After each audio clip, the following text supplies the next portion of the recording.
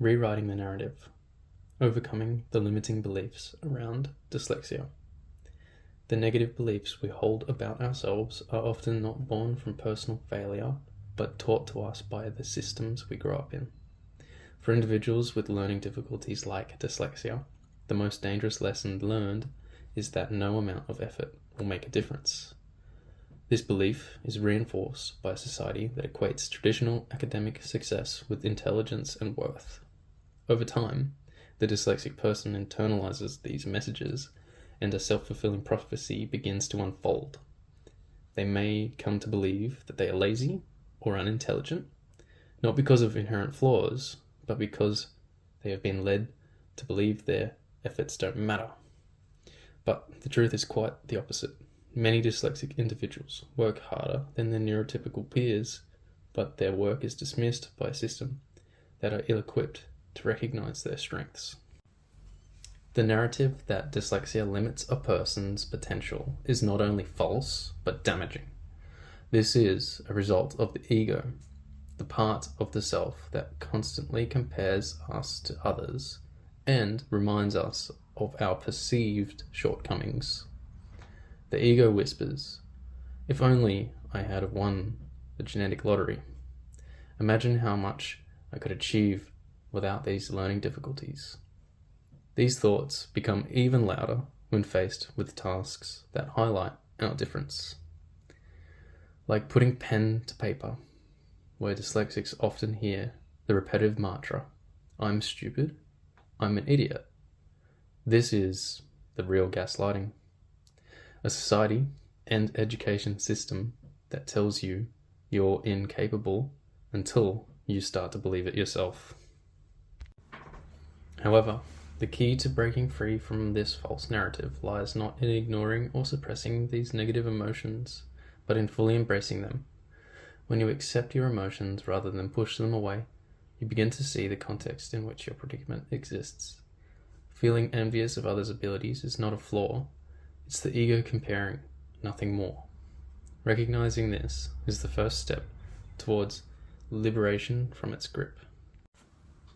Therapy and self-reflection are invaluable tools in this process of deconstructing the negative beliefs imposed on dyslexics by society. Therapy allows you to undo years of internal gaslighting, revealing the truth that was always there. You are not stupid or lazy, you simply process information differently. This realization is pivotal as it helps you to shift the focus away from what you struggle with and towards what you excel at.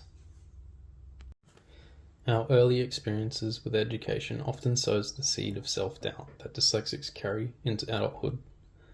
The school system is designed to focus on deficits, not strengths.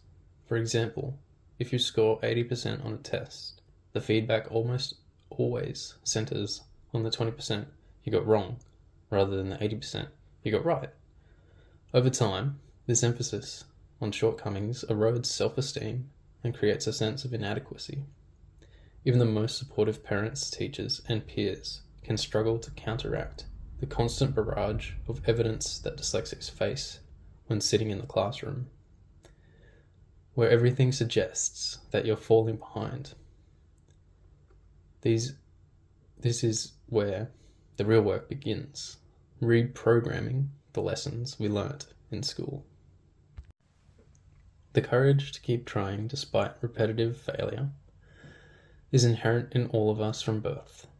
Think of a child learning to walk. They fall over and over again, but they continue trying without self-criticism that develops later on in life.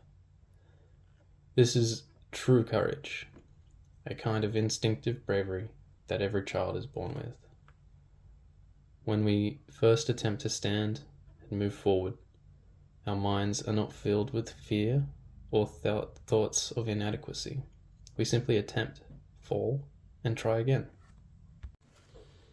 But somewhere along the way, this innate courage is replaced with fear, self-doubt, and a fixation on our flaws. Where does this shift occur? A large part of it stems from the environment we are raised in, and the systems that surround us, particularly the school system. From an early age, we are conditioned to focus on what we get wrong rather than what we get right. Even when we show progress, the emphasis is still often on where we fall short. For dyslexic students, this can be especially harmful. Each mistake, each misunderstood lesson, each failure to keep up with our peers feels like further proof something is fundamentally wrong with them. Over time, this constant focus on failure erodes that childlike courage, replacing it with anxiety and fear of making mistakes. Societal expectations also play a significant role in this transformation.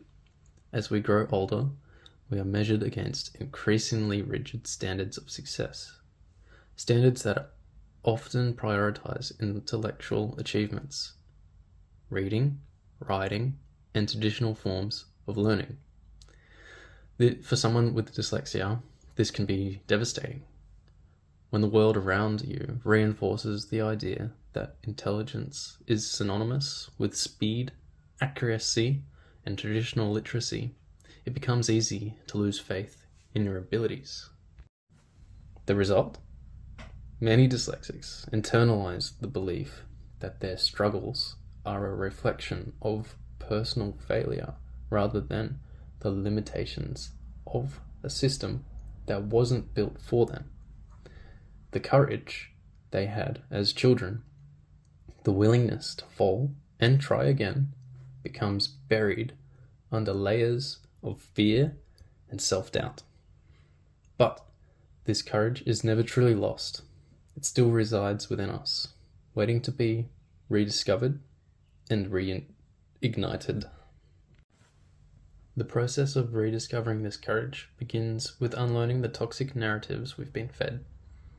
Just as we learned to fixate on our flaws, we can relearn how to embrace our strengths. The courage to try, fail, and try again is still within us. It just needs to be reawakened. By shifting the focus from external validation to internal growth, we begin to reprogram ourselves. Success is no longer measured by how well we perform compared to others, but how willing we are to keep moving forward despite the challenges we face.